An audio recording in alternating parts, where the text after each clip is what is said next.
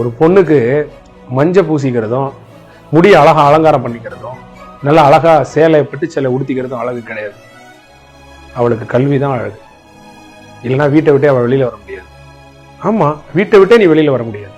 உனக்கு அடையாளம், உனக்கு சுதந்திரத்தை தருவது இந்த கல்வி தான். இந்த கல்வி தான் உன்னுடைய அழகு. நல்லா படிங்க. உங்க எல்லாரையும் பத்தி இந்த ஊரே பெருமையா பேசணும்.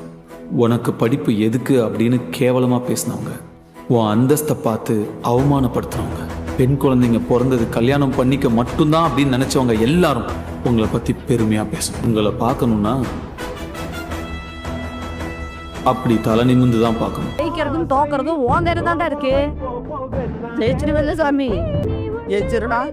உன்னை நம்பி இருக்கோம்டா, ஜெயிச்சிருடா.